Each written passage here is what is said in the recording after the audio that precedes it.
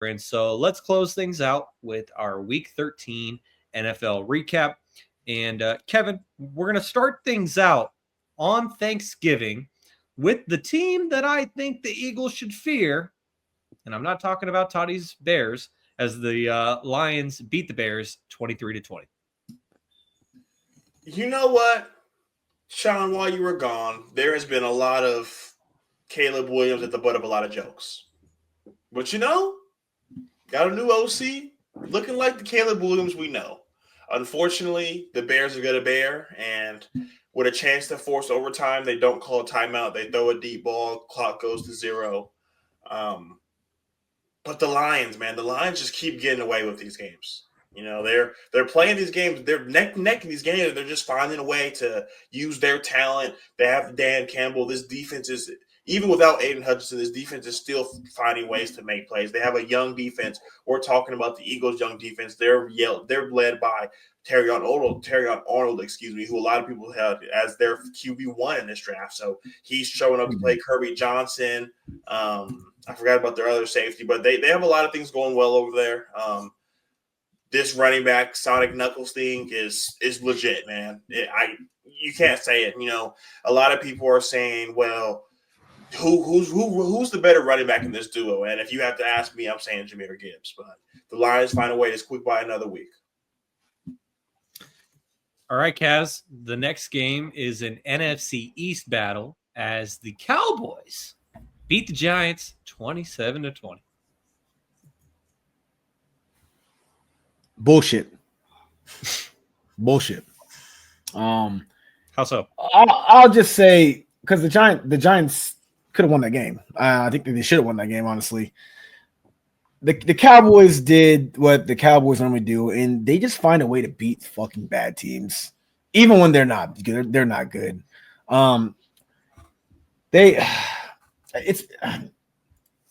Let's just go over these stats just real quick. Drew Lock, 178, no touchdowns, interception. Expected. Cooper Rush, 1 touchdown, just under 200 yards. Okay, against the Giants, not bad. Rushing. Drew Lock led the Giants in rushing, like Jesus Christ. Over Tyron Tracy and Devin Singletary. Rico Dowdle had his best game of the season. That's fine. It's the Giants again. Then you look at receiving, obviously, with Drew Lock being under center. Not much on the receiving end. It's about 70 yards from Malik Neighbors. That's about it. Cowboys, barely any receiving. Devontae Turpin led the Cowboys with 53 receiving yards. Okay, quarter to quarter. New York up 7-3. Second quarter. It's a tie game. No, 13-10. Cowboys are up in halftime.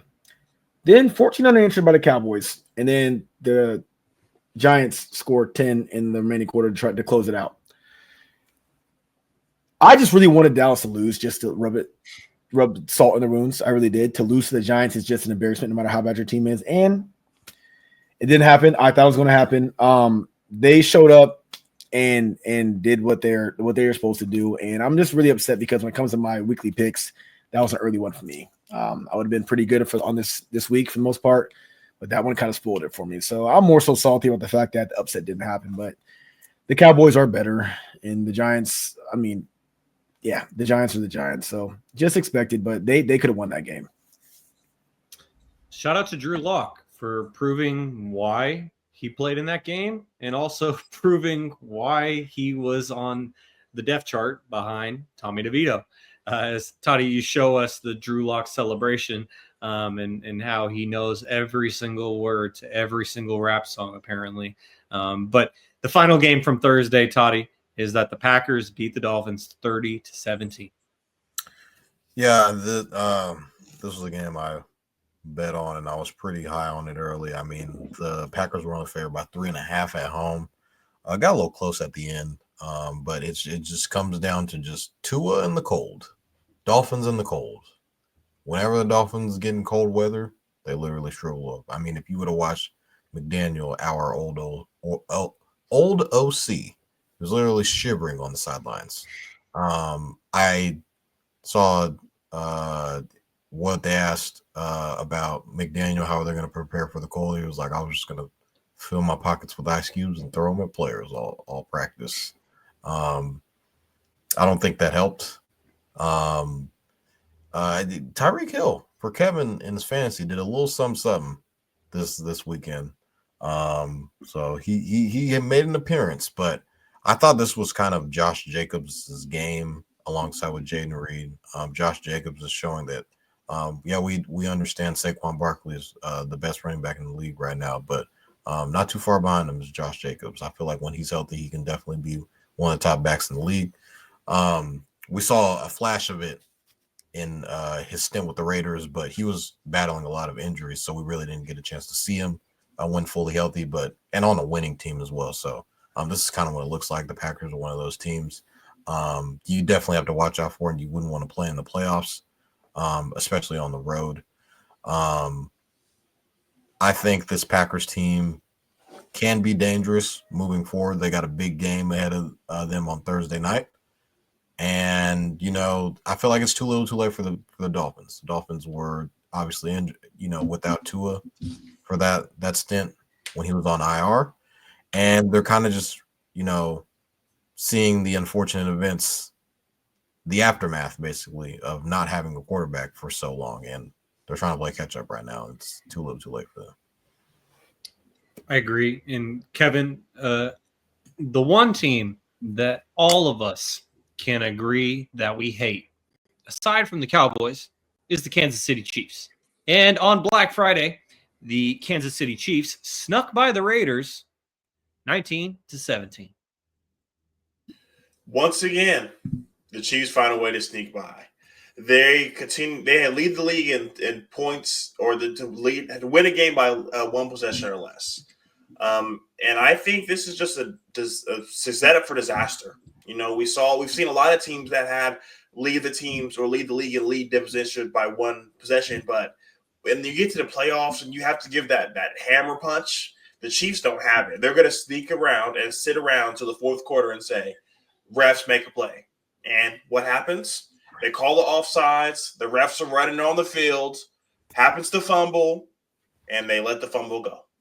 So Chiefs find a way to do it. I can point out one play from each game. They're 11-1, but they could be 11-5. They could have definitely a couple more losses.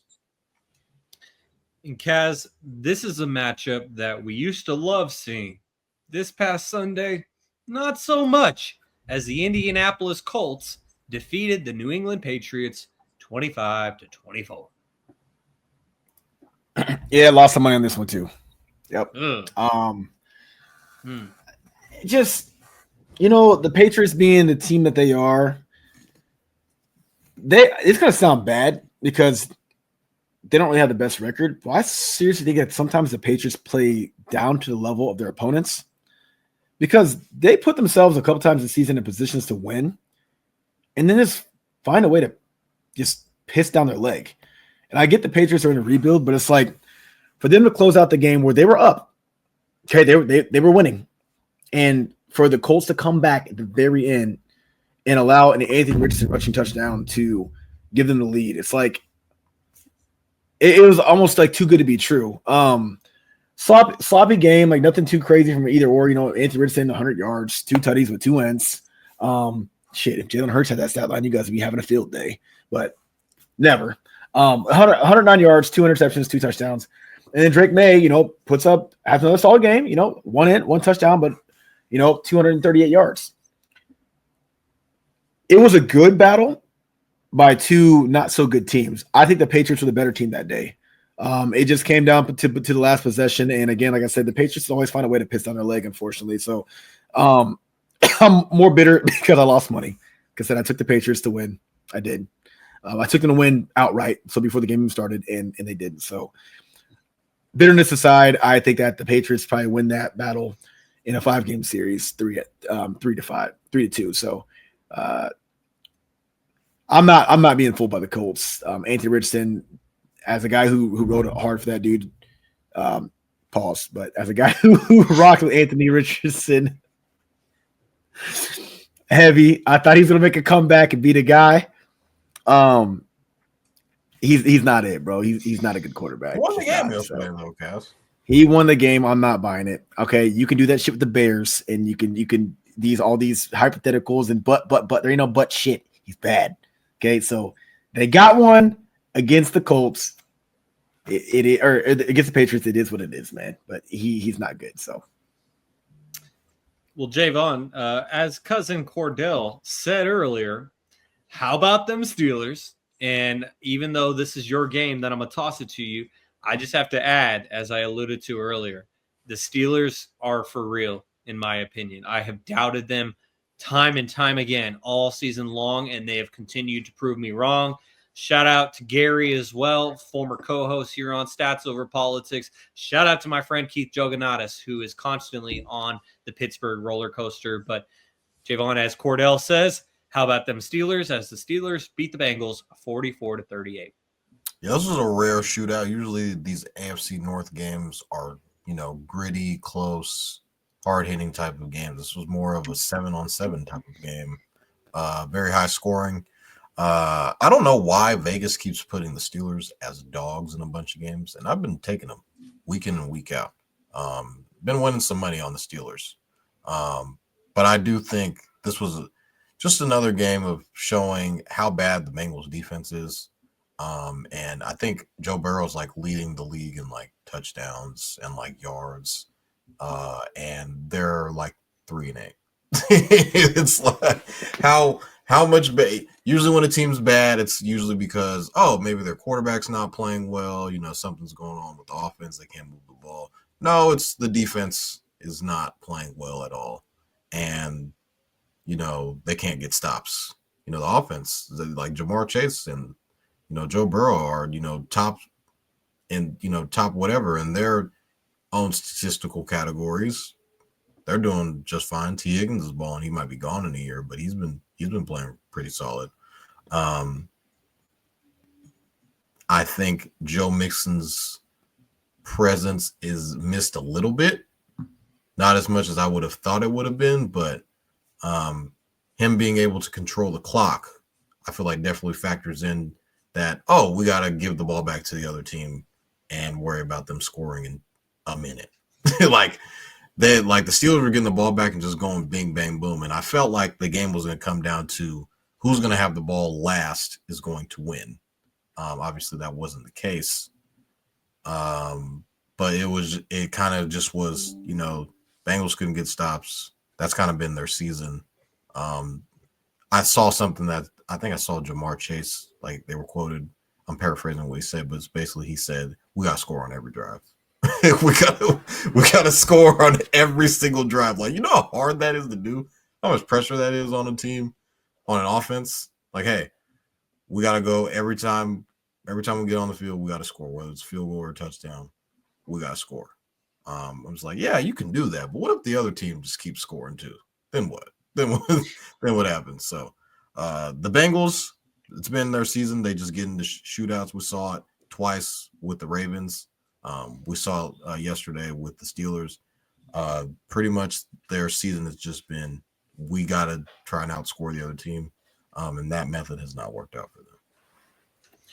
It has not worked out for them at all. And Kevin, you and I, we were talking a little bit in the pre-show meeting just about this matchup and this game. So if you have anything you want to get off your chest, now's the time. But the Chargers went to ATL and they beat the Falcons 17-13. So what Shaun doesn't know is that Kevin cooked up an 8-legger, and it came down to the Falcons and the Chargers. Why can't Kirk Cousins win this game? It's at home, Dirty Birds, no J.K. Dobbins. Fucking shit the bed. 4 interceptions. Kirk Cousins is good at Kirk Cousins. Atlanta Falcons fans, I couldn't imagine the roller coaster you're on. To see him week 2 in the link, same situation, swag surfing. They put the chains on him. We ain't seen Kirk your chain since he hit Atlanta. It's been sad, as a Kyle Pitts fan. Oh God. Another roller coaster. The pump fake. The Falcons got a lot going on, and with all this mayhem, with as bad as Kirk Cousins is playing, they're still number one in their division. The Buccaneers are on their heels. They just got Mike Evans back, so will they end up being number one in this division moving forward? I do not know, but the Chargers are finding a way to win games, man. You know, you can't say anything about it. 17-13. On defense, they're finding ways to win games. Derwin James is all over the field, and Justin Herbert is showing that he's been a top 5 quarterback for a reason, and he's showing it game in and game out. So, tops off to them. I think they're 9-4 now, and they're in the hunt to go into the AFC champ, or not AFC champions, but the AFC playoffs. So, it's a lot of good things going there. I'm excited to see them play the Chiefs. Shout out to that corner too, by the way. He had 2 picks and he had a pick 6 too on Kirk. So he had half of Kirk's picks, and one of them I'm blanking on his name, but he had 2 picks yesterday and a pick 6, so he was cooking. Yeah, and I'll just add on to that I had the Red Zone channel on yesterday, and so I wasn't watching every single play of this Falcons and Chargers game, but every play I saw, it was like, another Kirk mistake, another Kirk mistake, and it just horrible. Over and over. Kareem Steele. Yeah. That's his name. Hey, there you go. Give credit where it's due. And Kaz, this next game that we're going to get to involves your pick to win the NFC West. Man, I was rooting for the Saints. I was rooting for the Jets. And, the Vikings were the only ones who got the job done for the 49ers fans. But the game that I'm alluding to is the fact that the Seahawks beat the Jets 26-21. Yeah, trying to tell you guys, man, the Seahawks. Here's the thing: when it comes to the playoffs, right, or teams that are, going to be in the play, or that aren't the great teams. So not the Eagles, not the Chiefs, not the Lions. There's a reason why. Okay, there's 7 seeds in a playoff. Okay, there's a reason, because the teams that are top 7 in their conference are legitimately good teams. And I'm going to stick with the fact that I believe that the Seahawks collectively, because primarily of Geno Smith, I'm going to say it. Okay, I'm going to say it. I said it every week. I'm not going to stop saying it until it's over.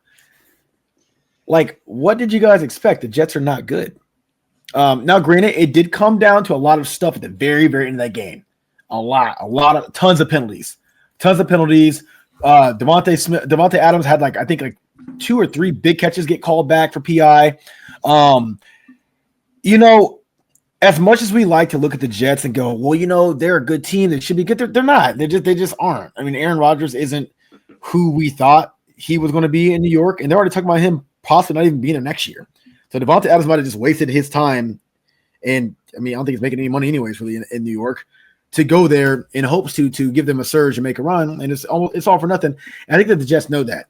They did play solid on offense. Getting Devontae Adams involved early was nice to see. But here's the problem. They bring over Devontae Adams. We know that their ace is Garrett Wilson. So you got to get them both working. And later on, Garrett Wilson did end up, I think he found the end zone, right? I think he did, if not mistaken. But if he didn't, I know I think he caught fire a little bit at the very end there, toward the middle, very end. But regardless, I couldn't remember if he scored or not.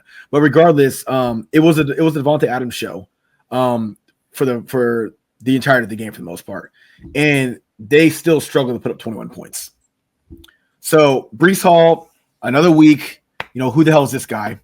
You know what I'm saying? This is supposed to be one of the best running backs in the league, and he's playing like a top 20 back at best. So no Breece Hall. Aaron Rodgers is a shell of himself. Devontae Adams had a good game. Woo, yippee-ki-yay. And then Garrett Wilson is apparently just a guy now. I mean, they were supposed to lose that game. DK Metcalf, he was all over the field doing what he had to do. Jack Smith and Jigba start off the game hot. And Kenneth Walker didn't have a good game at all. The Jets defense was all over Kenneth Walker. That was probably one of the worst-ish games that the Seahawks have played, and they still won. And that's what good teams do, is when you're playing against a bad team and you guys don't play well, you still come out with the win. The Chiefs have done all season long. Not saying the Seahawks are the same as the Chiefs, but They've done it all season long, and other teams have done that. Even the Eagles have done it. We did it against the Browns. We also did it against another team too. I can't even think of who they are right now, but we've had 2 games where it's the Saints, where it's like, why are we even battling with this team? They're not good. But we still came out to win, and guess what? Now we're looking at our record, and we're sitting at 10 wins, 10 wins, 2 losses. So Seattle, keep doing your thing. I'm standing behind you guys. I'm standing behind Geno Smith, like I said, until I can't anymore. The division's wide open. Niners are in shambles. Rams, we don't know who they are going, how they're going to end up, and Arizona might be the only real contender in that division when it comes to them going against the Seahawks when it's all said and done. I think the Seahawks have the most complete team right now out of everybody in NFC West, and that was a must win for them, and they got to do it again next week. So to answer your question from earlier, Garrett Wilson did not score in this game. Yeah. 5 receptions for 41 yards. From the red zone clips that I saw, the Seahawks seemed to put the clamps on him for what you can against Garrett Wilson. Seahawks did that. So I couldn't remember if he scored or not. I think it was Devontae Adams had 2 touchdowns, I believe it was. One got called back, I think, right? I don't know. Something it was weird. Go ahead, Tony. They had a kick return for a touchdown. They pretty much scored like majority of their points like in the first quarter. It was hot start for Adams and the Jets. I knew that, but I knew that Garrett Wilson was like non-existent to like the middle end, and they kind of got him going. But yeah, just Seahawks are the better team. I mean, the Jets are just bad. They're very bad. Laviska Shenault, he might be an op. Like he might. They released him today too. Damn. He might actually have a New York Jets jersey on under, because not 1, but 2 fumbles on kick returns. Just gave it away. Toddy, did you want to add something else? No, yeah. I had money on this game, so I was watching. Do you lose money on this one?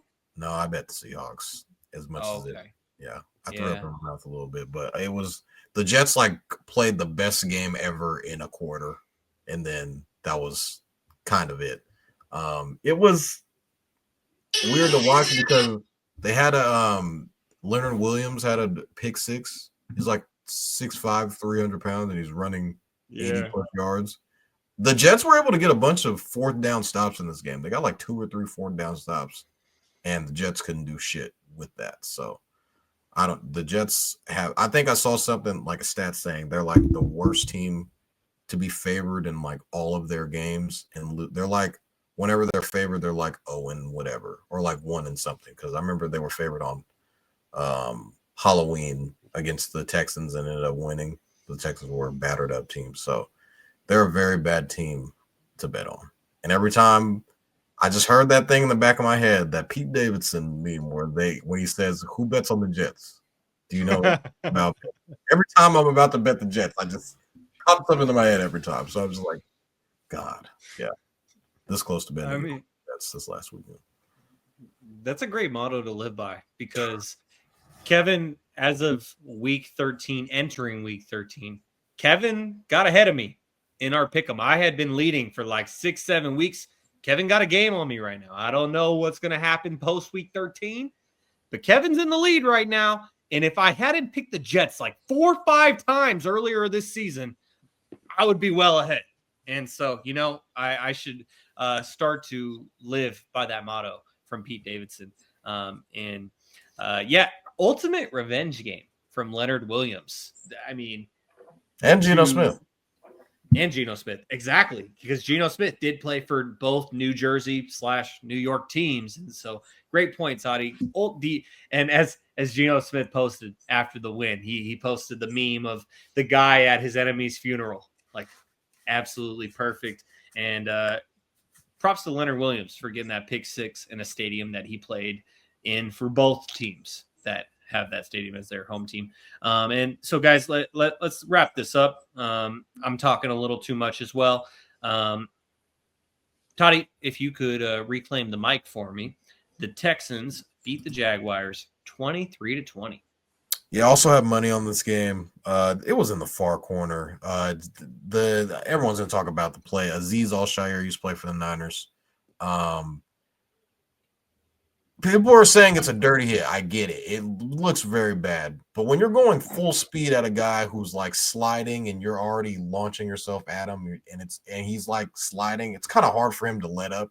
So I understand both sides of him sliding, kind of giving himself up, but Aziz is trying to let up as the hits goes, and it looks bad. I don't think Aziz is a dirty player. I just think it was just kind of like a bang bang play. Like he's going full speed, like trying to lower his shoulder on him. But everything with the quarterbacks now, they're being protected, and when they slide, it's like it's a whole thing. So I saw that he's gonna get suspended. He's probably gonna lose a bunch of money and get fined and everything. And it was like a big fiasco. Evan Ingram got involved, tight end for the Jags. Thought he was gonna get tossed out of the game. He's on my fantasy team, and I was like, "What the hell are you doing?" But it was very teammate. Fuck your yes, you can fight for a teammate and not get thrown out of the game. But I get it. It's a bang bang play. Other guys trying to defend his guy. They're just CJ Stroud, he's like a unfinished puzzle. We're still trying to figure out what he is in his second year. Mac Jones made an effort to try and come back. Parker Washington, guys are probably going to look for him on the waiver wire this weekend coming up. Probably just a flash in the pan, if I'm being totally honest. But Jags are trying to get they're going to get a top pick. What are they going to do with that pick? I'm not sure. Are they going to try and get a quarterback? I probably don't think so, because they paid Trevor Lawrence record-breaking money. So I'm not sure what they're going to be looking for. Are they trying to get a Travis Hunter? Trying to get I think Deion might step in if the Jags try and get Travis Hunter and be like, hey, hold on there, player. Travis can go back to school if you're going to take him. He's going back to school. Yeah. So, the Jags are bad. Texans are okay. They're good. They're winning.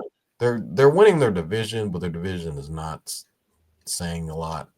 I thought Joe Mixon played really good in this game. He's been playing really well, looking like one of the best backs in the league. Whoever has him in fantasy, props to you.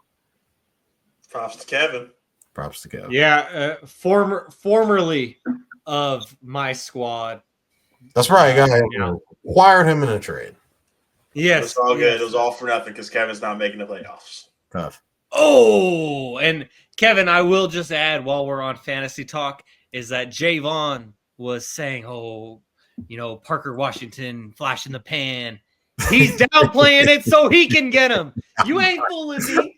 I'm not picking up Parker Washington, guys. Just want to let you know that right now. You that don't know, Shaun is in second place in our league and Toddy's in first. So Team Shaun all the way, baby. I was projected to win 2 games, Kevin said. You were. That's what Larry said. So just to keep things moving, Kevin, the Vikings beat the Cardinals. Thank you, Minnesota. The Vikings beat the Cardinals 23-22. At this point, I'm convinced that as soon as Marvin Harrison and Kyler Murray get on the same page, this team's going to be fucking scary. McBride is, if it wasn't for Bowers, is he the best tight end in football right now? He's got the numbers. He's going to be. Bowers got the numbers too, though, but Bowers gets everything. There ain't no one else catching the ball over there, so his numbers are excessively stat padded. But McBride is single-handedly carrying his offense. They just re-signed James Conner. They have Kyler Murray. You have a guy in Marvin Harrison who leads the NFL rookies in touchdowns. So he's doing his thing. He's not what we expected from a yards per game perspective or a fantasy perspective, but Marvin Harrison is still doing Marvin Harrison-like things. I feel like they need another receiver. Yeah. They get another receiver in this draft, the Cardinals are going to be scary. But the Vikings, man, find a way to keep winning. We talked about the Lions squeaking out games. Jordan Addison. This was a game that the Cardinals were supposed to win. And somehow, some way, Sam Darnold finds a way. Sam Darnold did find a way. And Kaz, speaking of teams that found a way, the Commanders got out to a 28-0 lead against the Titans. Titans chipped away a little bit, but ultimately Washington wins 42-19. Yeah, they're back. Terry Lauren, I believe he had a pair of touchdowns. Good for him. You know, as much as I try my best not to root for players in the same division, Washington's kind of a hard team to not root for when they're not playing us because they're making the Dallas Cowboys look bad. So at the end of the day, it's a win in my book. Somebody's got to get second place in the division. I'm glad it's not the fuck boys. So it's all good. Thank you, Commanders. But yeah, no, I mean, you got to remember the Commanders before Jay Daniels hurt his ribs a little bit. They were putting up numbers. This is something that was very expected. They're at home. Tennessee, not a good team as well. They're just like any other good team this season, like the Patriots, kind of like the Browns, where it's like you're going to win a game or two that shouldn't win, but you're going for a draft pick right now. If they even have one, I'm pretty sure they do. But going for a draft pick. Yeah, this Jay Daniels 4 touchdowns. I think it's his first game of the season having 4 touchdowns, passing touchdowns, I believe it was. No, 4 total touchdowns, 3 passing, 1 rushing, I believe it was. But yeah, he played well, played pretty much perfect. Went 25 for 30 through the air. He had 1 pick, that's it. But I mean, he still had a pass rating of 114. The Commanders they're going to be in the playoffs. They're probably going to be, from the looks of it, probably like a 7 seed, unless something happens where they can get a 6 seed. But yeah, they're going to be in the playoffs, and they got to win out for the most part, and they got to win against these bad teams. So just shout out to the Commanders for stepping up and handling a very bad team. Just like I mentioned earlier, you know, when you're a good team and you play bad, you still find a way to win. That's impressive. But sometimes, like I need it for my Eagles to do, when you're a good team, you got to put bad teams away. And you got to put them away quick. You don't want to be that team that's sitting around playing against, you know, a team like the Patriots or like, you know, the Jaguars, and all of a sudden it's a 4-point game in the fourth quarter. And what was that? Actually, that was the Philadelphia against Jacksonville this year. We did that. We're like, no, wait a minute. Why are they within 1 score? And this game's almost over, even though we're way better than them. So like, the Commanders didn't give them a shot. They didn't give them a shot. And I'm even surprised that Tennessee put up 19. So Washington won big time as they should have. Jaevon, Baker Mayfield, and the Tampa Bay Buccaneers, they squeaked by the Panthers 26-23 in overtime. And I will just add, even as a Buckeyes fan, that Bryce Young, since he returned, may be looking better than CJ Stroud this year. Yeah, I thought the Bucks got really complacent in this game. Bryce Young, we got to give hats off him. He's been playing his ass off. Obviously, the Munich game. I saw Bryce Young dancing. Like, did you see him hit the John Wall dance? Like after he threw like a touchdown pass or he scored or something like that. So you could see his morale, everything in him. He's like having fun again. So it's like, and then I also saw reports saying that the Panthers will not be picking or looking for a quarterback. So that's also good news. Give him confidence, let him play. I feel like he just needed time to kind of just, you know, just let things kind of blow over and just go out there and just have fun again. Just like it's a kid's game at the end of the day, and he looked like he was having fun. Going back to the Bucks, Bucky Irving was a huge deal for the Bucks in this game. A lot of people did not know who he was. I did because I drafted him with my last pick. I know ball. Oregon running back. He was all over the place. Had 150 yards rushing. I think he had a touchdown receiving, if I'm not mistaken. But the Bucks are starting to realize that Bucky Irving is good and make him the primary running back. For some reason, Rashad White was starting over him. I was kind of puzzled why he wasn't starting. But the Bucks are starting to figure it out. Canales is trying to get these boys in line. The Bucks are trying to sneak up on the Falcons. I mentioned Kevin mentioned it earlier when he was talking about the Falcons game, but the Bucks are kind of starting to make some things happen. Now the Falcons do have the tiebreaker over the Bucks. They beat them twice. But if they get a little bit more help from the Falcons, the Bucks can definitely make a push for the playoffs. It was very crazy because Kevin needed this game. And me and him were texting back and forth. And I was like, Kevin, he's like, yeah, man, the Bucks, they got me. And I was like, Kev, bro, they tied the game up. It's going in overtime. He was like, there's no way. You're lying to me. And turned off the Eagles game. Kaz, I woke up this morning and found out they scored 19 points. I thought I was 12. I thought Google was lying to me. Yeah. But Vegas is watching me like a fucking hawk. So yeah, they scored 19. They scored 12, but they scored 19. It's crazy. And that is a prime example of a bad beat. Just to follow up on Jaevon's point, Bucky Irving, 25 carries, 152 yards, 1 touchdown, and he even added 3 receptions for 33 yards. Bucky Irving. Still the draft, guys. Still the draft. Who's Rashad White? Who's Rashad White? Hey, Toddy, remind us one more time. What's the name of your fantasy team? Baltimore University. We know ball on the side, guys. Can confirm based on that final pick. And Kevin, I did also draft Mitchell. He is no longer on my team. He's still you can't win them all. You can't win them all. I want to say you cannot win them all. And Kevin, if you could recap this final game on your part, and then we got one more for Kaz. The Rams beat the Saints 21-14. You know, man, waiver report, grab Taysom Hill, and I said you're going to take me to the promised land. Oh.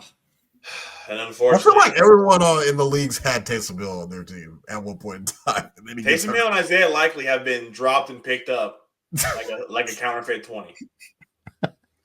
But the Rams are finding ways to do it, man. Puka Nacua is showing that maybe he is wide receiver 1. You know, Cooper Kupp has the name, has the records, has the history, but Puka Nacua is here. We got to see, for all you Michigan fans, Blake Corum got to get in the game and really was making some shit happen. You know, Kyrie Williams.